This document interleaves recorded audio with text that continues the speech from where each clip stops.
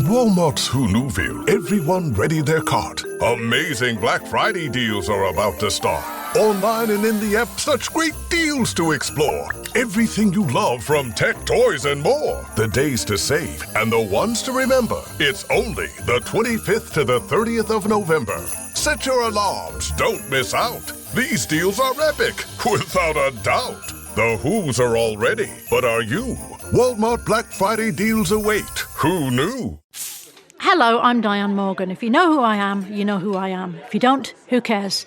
I'm here to explain Italian Time, a holiday phenomenon where Italians throw away their clocks and gather for eternity with San Pellegrino. I've been at this party so long that I've eaten 5 courses, hugged someone's grandma twice, and been offered a job in the family restaurant. So this holiday season, make sure to bring enough San Pellegrino to last you through the meal, the after meal, and the entire goodbye ritual. San Pellegrino, holiday on Italian Time. This is an episode from the archives. I wanted to re-air it for those who are new subscribers to That's Total Mom Sense. And for those of you who have heard it before, I'm sure you'll glean new insights from our conversation. Listen in. Being at the news desk first when we saw the initial camera view of the eyeballs of the first minor that, because they had sent the camera down into the little hole that they could get down, and they saw, and then the notes being sent up, we're here, we're all alive, all 33. I went there for the initial week when they started to lay the groundwork of the plan, the coverage, like how are we going to get to these guys? How do we drill down to them? 2,300 feet. I'm so often the person who sent when there was a bad news story. So when there's finally something to celebrate, it became a Disney movie. It was that kind of story. 1 billion people around the world watched the coverage. It was one of those stories where the best of humanity shines through, and you hope and dream for a story like that in your career. And if you have one, you're blessed and very lucky. There is no hood like parenthood. Hi, I'm Kanika Chadda Gupta. I'm a former CNN journalist, mom of 3, including twins, and host of That's Total Mom Sense, the podcast. Now, if I had $1 every time I heard, gee, you have your hands full. On my show, I interview change makers on their life lessons, legacy, and superpower of intuition, which I call our Mom Sense and Dad Sense. I've had the privilege of working with Mom 2.0, March of Dimes, and the White House, and have had some pretty amazing parents on my show. Hey, what's up? I'm Kelly Rowland. Hi, this is Chelsea Clinton. It's me, Bobby Brown. Can't wait to share my story. That's Total Mom Sense is a production of the Evergreen Podcast Network. Be sure to subscribe wherever you listen to podcasts and on YouTube so you never miss an episode. To join my tribe, visit that'stotalmomsense.com and follow me on Instagram at Kanika Chadda Gupta. Now let's dive into today's episode. Binders and backpacks and water bottles. Oh my. It's back to school season. Have you bought all the supplies from your kids' school list yet?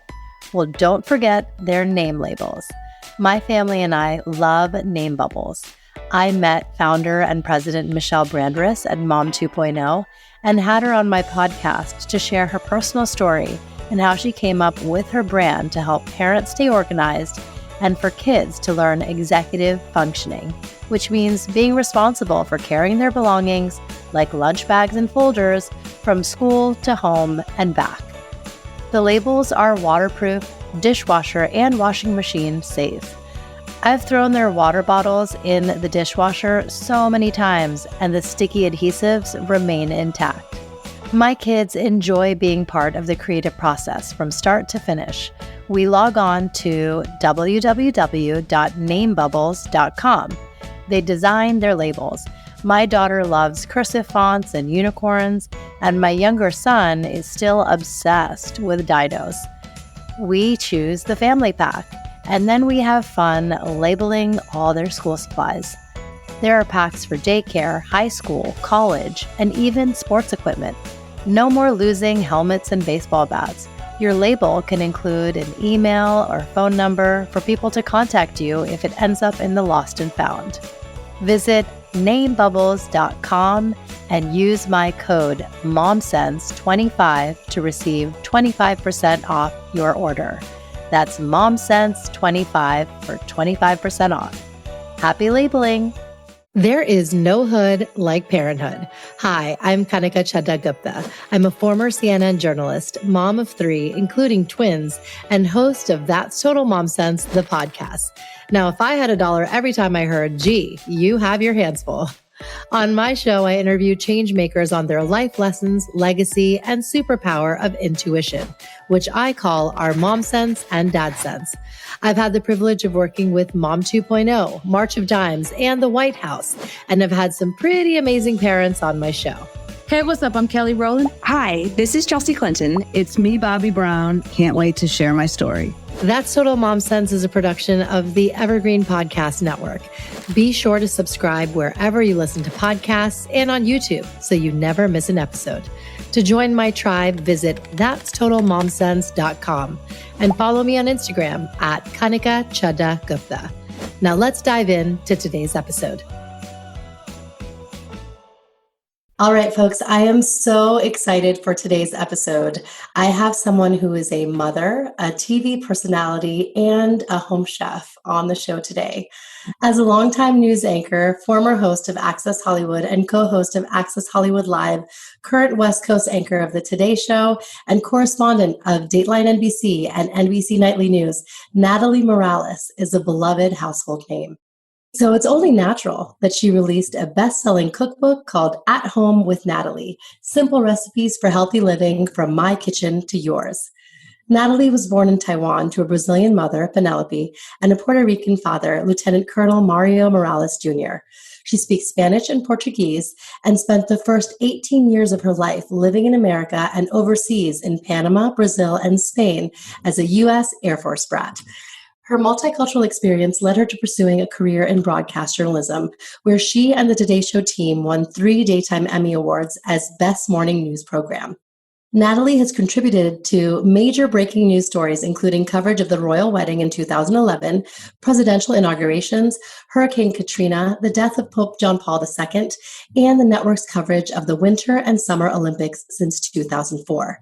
She landed many exclusive celebrity interviews, including Angelina Jolie, Caitlyn Jenner on her life after transition, and Jennifer Lopez on her career and family. Hispanic Magazine named her one of the top Hispanics to watch in 2005 and one of the top trendsetters of 2003. Her childhood as a global citizen and traveling the world with her work fed her appreciation for good food, but it's her experience as a working mom that taught her how to cook on the run and keep her recipes nutritious too. Her book features 125 recipes that Natalie makes at home for her family, including chicken croquettes, pesto shrimp with lemon pepper fettuccine, and a 3-minute peanut butter and banana protein shake. Natalie lives in Los Angeles, California with her husband, Joe Rhodes, and their 2 sons, Luke Hudson and Josh. Natalie, thank you so much for joining me on That's Total Mom Sense today. It's such a pleasure, and thank you for having me. Well, I want to start by telling you how you have actually been an inspiration to me, why I got into broadcast journalism myself. As a quick background, I earned my master's at University of Miami. I interned at NBC as well, but NBC 6 WTVJ in Miramar. I'm sure you've been. Yes, I've been. Yes. Yeah, huge, Telemundo office there. And shortly after, I had mentors who said, you can work for a small market. And this was 2008. Or you can consider moving internationally. And so I just, on a whim, I moved to India, where I'm from. I was born there, though I was raised in the US. And I just thought, let me just see how things work out. So I got picked up by CNN, and I ended up hosting a show very similar to Access Hollywood, like what you had done. It was called Eat Tonight. Again, very similarly, we had red carpet interviews and live shots, and I did some crisis reporting as well. The 26/11 Mumbai terror attacks happened when I was there. So I interviewed survivors for that. But there's one moment in time that I remember so well. This was in 2009 in January, and it was when President Obama was elected and then inaugurated. Mm-hmm. And you had done such a stellar job of covering the inauguration. And I rounded up my team, my news director, my colleagues, and I said, "Watch Natalie. This is how it's done." Oh my gosh. Wow. I could barely remember that. I mean, obviously I remember it was such an incredible day and it was just so emotional, but we were also caught up in the emotions of it that it was a blur. I don't even remember what I said, but our team, we just had a phenomenal team. And that's, as you know, like the beauty of our jobs are, I think to be able to witness history and experience it firsthand when you're doing a story that is so positive and uplifting, where you really felt hope and change was in the air. We all experienced that as a nation. I know you were overseas, and I think feeling that little bit of home and that connection to home, I hope that, translated as well. And here we go with another election. I know. We're embarking on another one. But I want to start from, the beginning, from your childhood, because that's really informed your career and your book that you've released. Tell us what it was like growing up, and that too in a full house. Yeah, I mean, I am one of three girls. I'm the middle. No surprise there. They say we're always the ones seeking the spotlight, middle children. I was so fortunate that my father was a career military man, served from the Vietnam War, which is why I was born in Taiwan. He was serving in Vietnam and our family was stationed in Taiwan. He was able to bring my mother there. And to this day, she says it was one of her favorite places to live, the most amazing experience and people and cultural exchange that she was able to have. So growing up to a Brazilian mom living in Taiwan, and my mom's English is perfect, by the way, but she has a heavy accent. So I think big transition for her, and a military wife, military family, and being able to just travel all over the world. We were really fortunate that my dad had a lot of overseas assignments, Panama during, the years of the Canal Zone, Brazil, where my mom was from, and being able to, get to know my cousins and my grandparents and getting to spend all kinds of time with them and learning Portuguese, which was key to my upbringing, was being able to really connect with my cultures. And then Spain allowed me to become fluent in Spanish. And learn more about my Spanish background and heritage. By my dad's Puerto Rican, but by heritage, we're all from Spain or Portugal or Brazil. So tell us about how you landed your first job, because at the time, I'm sure you had to have a resume tape. Maybe you had an agent. So how did you go about it and navigate it then? So my career is sort of a roundabout way, because I actually, out of college, I went into banking and finance for 2 years. Chemical bank at the time, which is now JP Morgan Chase. I did this management training program, even though I knew my passion was journalism. It's what I majored in, and I had internships in journalism. But I also couldn't find a job that allowed me to live in New York City and would pay me anything in journalism.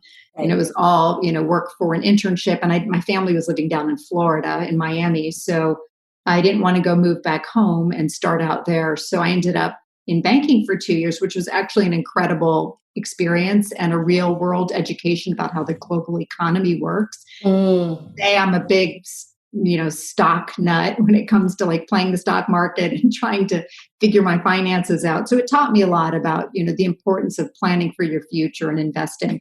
But it's a long way of saying, after that 2-year program was up, I also knew that I had to really follow my heart and my dreams. And it was always to be a journalist. So I kind of hit the pavement, went looking, and also sent my resume out. At that time, I didn't really have a great tape put together because it's just stuff that I had done in college. Back then, you put a reel together. You literally put a reel together. Yeah, on like a beta cassette. Yeah, on a beta or a VHS tape. And it was, it was very rough. So I ended up getting a marketing job at Court TV, just from an ad in the New York Times. And then while there at Court TV, I got some on-camera experience. They asked me to do a couple of things for like a teen show and put all that together on a better tape. It was getting better quality at that time. And then coincidentally, News 12 The Bronx was launching that year. It was like a year and a half in. Yeah. for TV, and I sent my tape out. And I remember at the time speaking to the head of programming at Core TV, and he said, Natalie, you've got a future in this if you want to do this.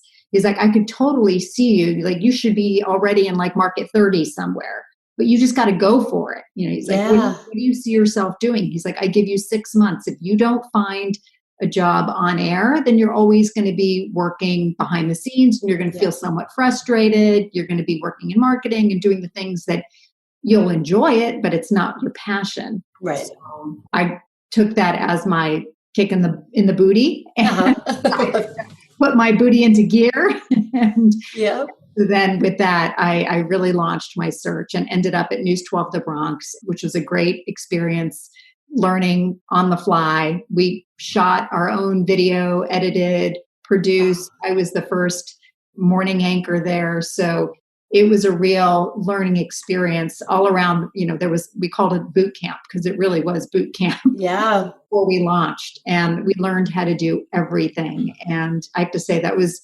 truly the most incredible education I could get as a newbie reporter launching in the #1 market in New York. Yes. By way of the Bronx.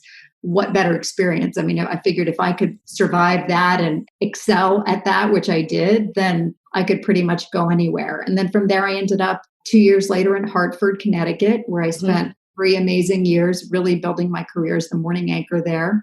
And then from there, MSNBC wanted me. And the rest is history. MSNBC to NBC, Today Show, and there you go.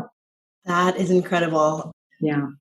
Journalists kind of have to kind of reckon with is when disaster strikes, the individuals that are heading into the eye of the storm or into a war zone, they're the first responders and they're journalists. Has that ever scared you?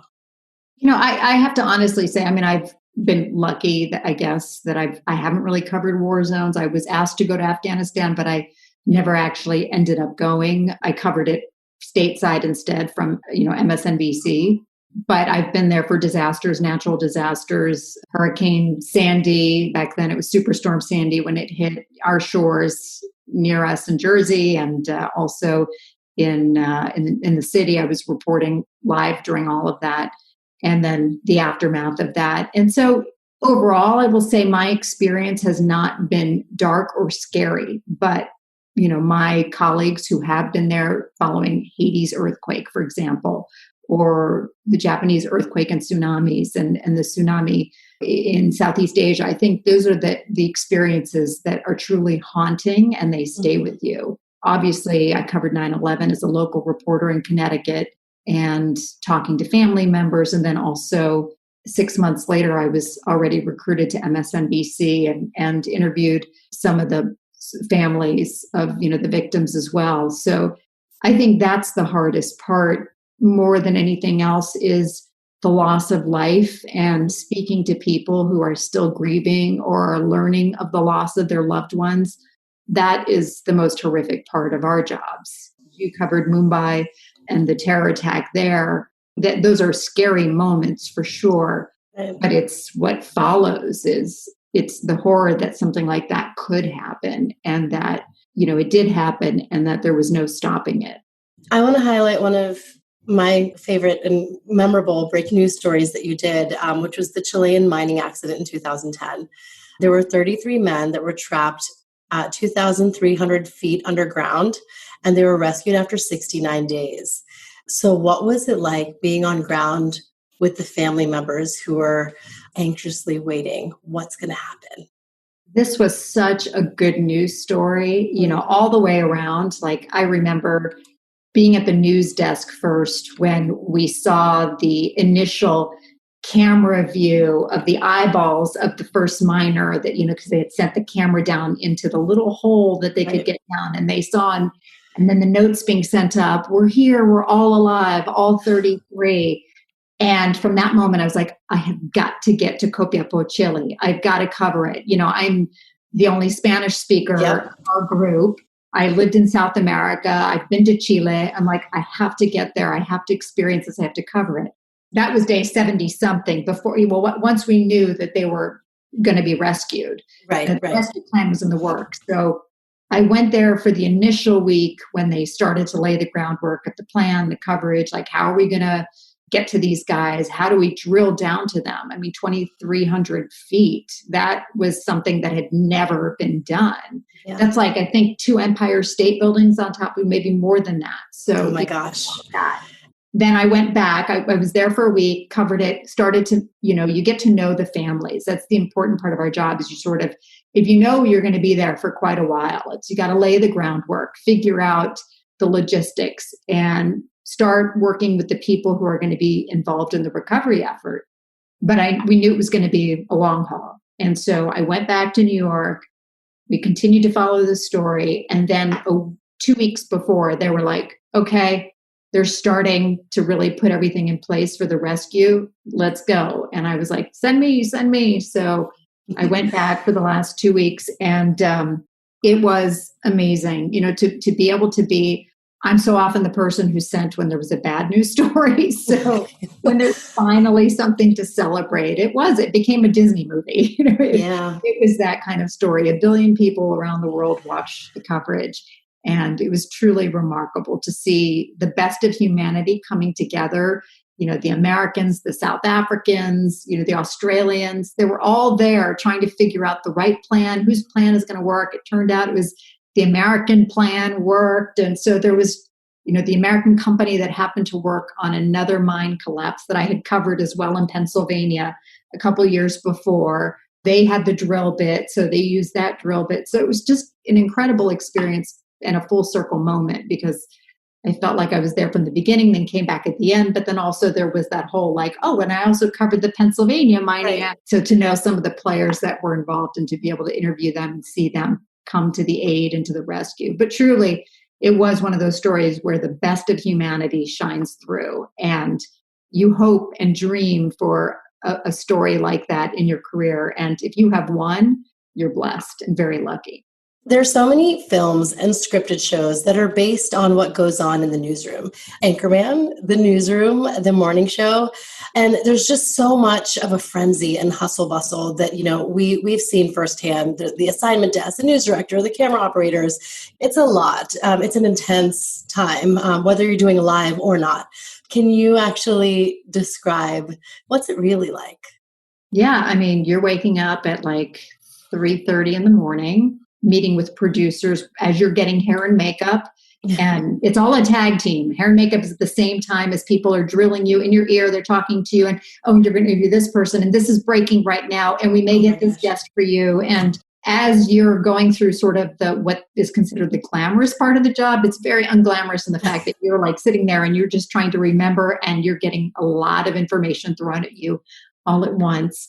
But that's the fun of it, I think, it's that adrenaline rush that, you're part of something that is much bigger than you, and it's a whole team involved. To then, obviously doing all your research, and the night before, it's a lot of prep as well for the day ahead, but things can always end up just being thrown to the side because of a big breaking story happening. Right. So that's happened to me on many, many, many occasions.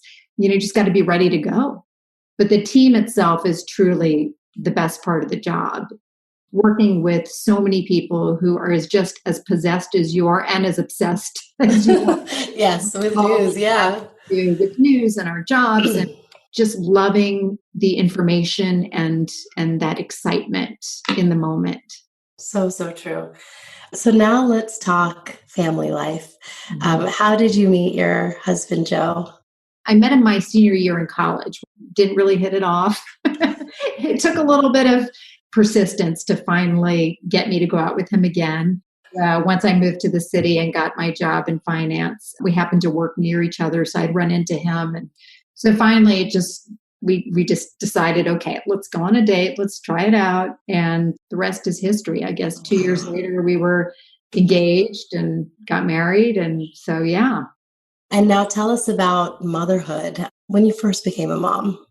Of course, Joe and I had long planned for parenthood, and we didn't want those years where we were just going to be us as a couple and travel and do everything. So we had about 5 years, and then we're like, okay, now contracts are coming up. I got to time this right. Timing never works. As you know, timing never works. Mm-hmm. It took us a little while to get pregnant the first time around.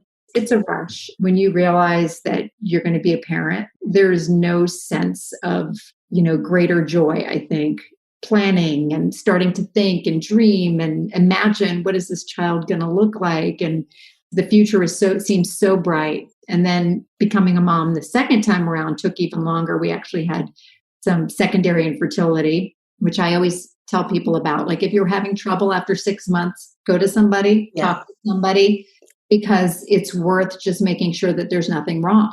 Right. We kind of went like 2.5 years driving ourselves nuts. Okay, maybe our timing is off. Maybe it's just, it turns out we didn't have any medical issues. We just needed a little boost. Yeah, exactly. And I completely understand that. Unexplained infertility. So many of us face that. Yeah. And so often you think, well, I got pregnant the first time. It's going to happen again eventually. Right. But it will most likely, but sometimes you need help. Yes. Yeah, very true. And I feel like moms who are listening shouldn't feel alone. Yeah, no, there's a lot of research, a lot of people who are talking about this now, where I think there was a time, I think a lot of us who've had a miscarriage, or if you had trouble, you've sort of hid that because you didn't want that to be your story. And now I think the more people talk about it, and especially young women realize, I was in my mid-30s, and you think, I still have all this time in the world. Of course I can have a child, but that's a time also where you can experience a lot of trouble, and you do have to turn to people and find the experts. Yeah, exactly. Well, you did it with such grace, and what's unique to you is that you've, had the television career throughout, and I'm sure that's difficult, So tell us about that and how it was kind of navigating motherhood and your career. I remember sitting there reading to my son, Josh, his bedtime story at like 9:00 and getting a phone call. We need you to get to the airport right now because we've got a breaking story. The Minneapolis bridge just collapsed. We're going to have you cover it. And having to say to my son, I'm sorry, Josh, we're going to have to finish story time tomorrow or the next day when I'm back. I don't know when I'm going to be back. And having to kind of put the book aside and them looking at you with tears in their eyes saying, what, why? And I think every parent has that guilt at some point in their lives. We wouldn't be human if we didn't. Yeah. Yeah. You recognize that the job of a parent is priority number one, but oftentimes the call of duty and what else you have to do has to take priority in the moment. I've been that person a lot. And it was hard. It was very, very hard. And I think that's actually what contributed to our secondary infertility. It was that stress and not being on a schedule and being all over the place with my body was all over the place and just being stressed all the time, and the hours that I was keeping, and my husband working different hours. So I think, we just weren't synced up. And so I think that had a lot to do with it. And so finally, all of this has brought back to the forefront to me is the importance of understanding first how your body works, but then also knowing that sometimes you need to take a break, and it's okay to take a break. Yes. And your family has to come first. And sometimes you just have to reprioritize. And obviously career is important, but the things that you love most in life are what's around you and your family. So true. One thing that you kind of kept constant was cooking at home. It's hard because you're juggling so many other things during the day, but you did it. Tell us how it was like the food and being around the dinner table that brought you all together. Yeah, I think I truly owe that to my mom because, growing up in a military family, I think the one constant was sitting together at the dinner table, talking about our day.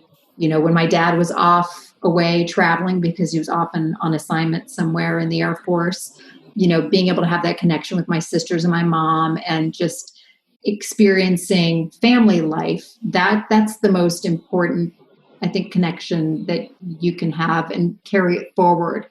With my book, At Home with Natalie, it was a way for me to honor my heritage, both my cultures, my Brazilian and my Puerto Rican cultures, and honor my grandparents who were both great cooks as well, but also to preserve some of the history and the heritage that was passed along from my mom, and to be able to preserve these recipes that she would just write on little scratches of paper and just, and she still has like The Joy of Cooking, that book like from the 1960s. Yes. Yeah. And she's got it she'll just rip out things. And I do the same thing. Listen, I'm like, I see something in a magazine, I rip it out, I put it in a book, and then I forget, where's that recipe? I saw something somewhere.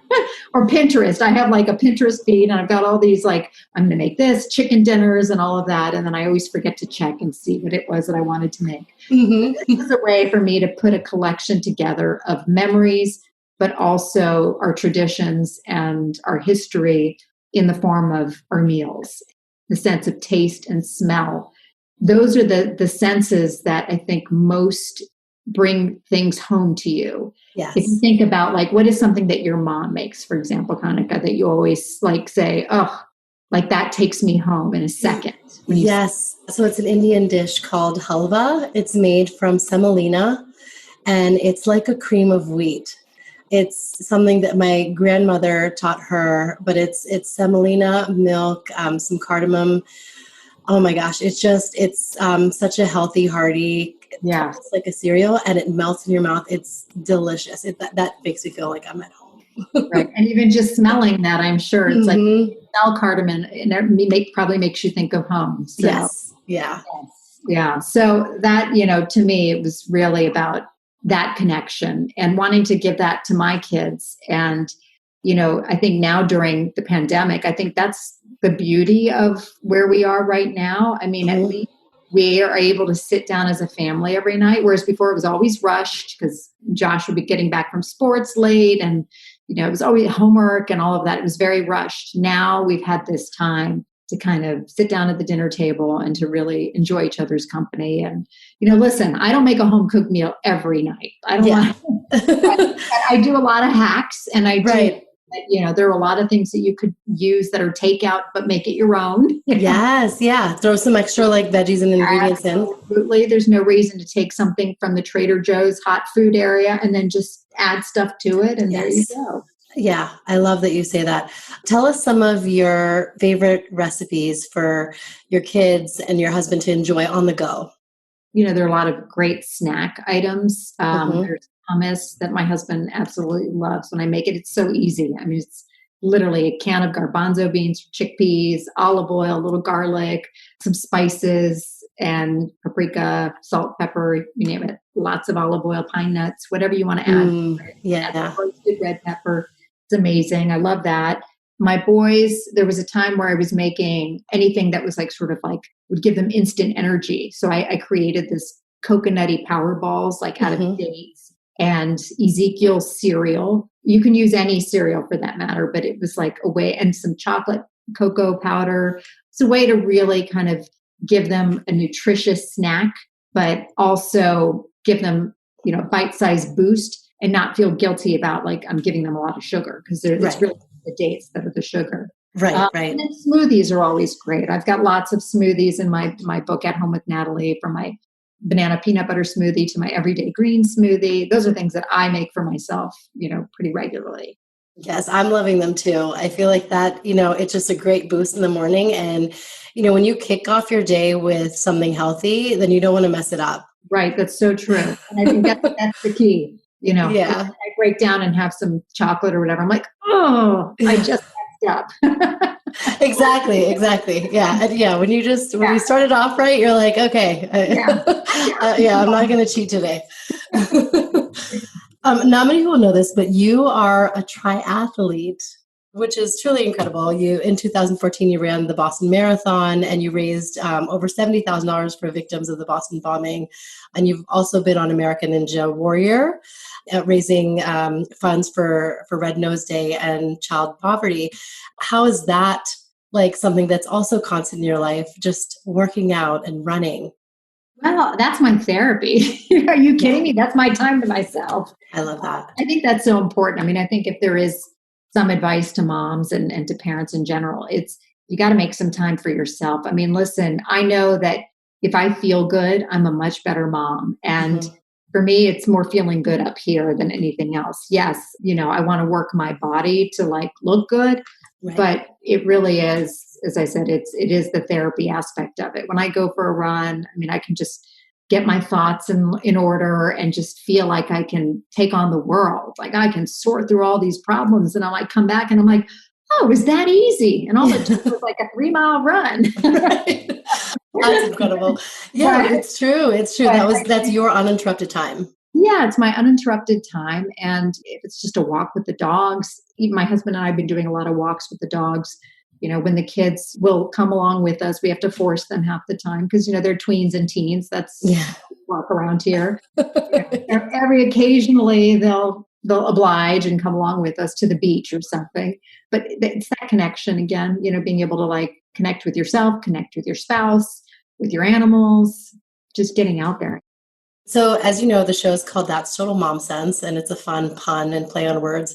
So could you tell us, about an anecdote or point in time where you trusted your mom sense? I think one particular incident when Josh was probably this is my oldest, 9 months old. He was learning how to walk and run at the same time because that's how he learned how to walk quickly and then run soon after. Oh, wow. And my husband decided he had like one of those, those little post office, like Fisher Price post office carrier, like little toys. So my husband was taking him down the sidewalk and they were running. Meanwhile, I was at the gym and all of a sudden at the gym, I'm on the treadmill and I was like, I don't know what it is, but I got to get home. I just felt like weird. I'm like, I just got to go home and check on them. Yeah. Sure enough, I walked through the door and my poor son had a giant egg on his head, big scratch down. His whole front of his nose was totally scraped off. And I'm telling you, it was like already brown, like with a scab on it. The poor thing. My husband, Hoboken is notorious for its buckled sidewalks. Right. And they were running with this little post carrier cart and hit the sidewalk. Joe flipped on top of Josh, face planted.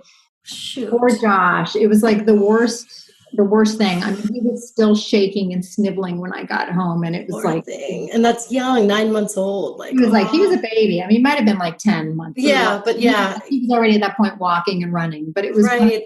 Where my gut said something doesn't feel right. And I know my husband is responsible. Right. I got to get back and fix this. Oh my goodness. Wow. I never let him live that one down because my scrape, you could see like a scar scrape on his nose. Oh my goodness. Let's not forget our quote of the day. Is there a quote that you live by? Inhale the future, exhale the past. Inhale the future, exhale the past. I'm not really good at meditation, but that's something I can get and I can use that because I feel like we're at this moment in time where we really need to be in our thoughts and in our head and need to work things out. And a lot of us, you just want to get rid of the negative thoughts or the past thoughts and just start dreaming about the possibilities of the future. Yes. Yeah. And that's so use that. Be sure to remember. Yeah. I will. Yeah. It's now time for Mom Haul, when we share products we love. Is there any product or app, organization, really anything that you want to share with the listeners? The Calm app. Okay, yes, that's a good one. I'm wearing Birkenstocks, like the furry Birkenstocks, the fake fur. They're fake shearling. I have not gotten out of them since it started. I have like 3 different colors. I have black, I have this like bluish gray, and I have pink, like a rose gold pink. So comfy. I put heels on now, like occasionally, and I'm like, what? Why did I do that? Yes. Yeah. You only have to dress up from the makeup. Yeah. I'm not wearing pants right now. I love it. But yeah, that's a good one. My mom haul this week is a brand called Farmer's Fridge. And I had the wonderful opportunity of interviewing Megan Hurley, who is their CMO. So Farmer's Fridge delivers meals all around the country, most recently the East Coast, and they're healthy tubs. So there's bowls that you can heat up. There's oatmeals and snacks and salads, and they're so delicious. And they're also available at places where there aren't healthy options because they have a vending fridge at hospitals and at airports. So this has been a really great hack for me as a mom because I hate meal prep. And so I just grab and go with my farmer's fridge, ready-made salads and bowls, and my kids love them too. I actually do have a code. It's MOMSENSE, MOMSENSE, and you can use it for $10 off your first delivery order at farmersfridge.com. Okay, and where can my listeners find you? Your accounts? When I'm on the Today Show, Dateline, on Instagram, it's at N Morales NBC, not to be confused with the actress Natalie Morales. You came first. Hey, you look different. Yeah. But I love her, by the way. I've met her, and we've shared some good anecdotes of people confusing us. And she gets my hate tweets, and I get her love tweets. So it works perfectly. That's awesome.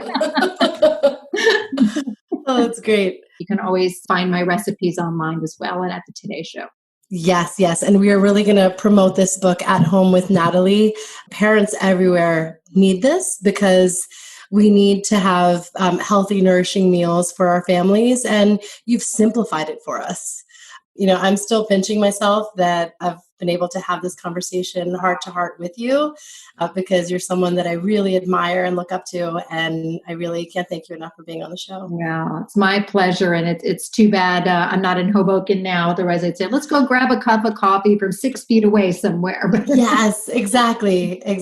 Oh, thank you, Natalie. Take care. Thank you. Thank you for listening to today's episode. I hope you got some great takeaways from my conversation with the Natalie Morales.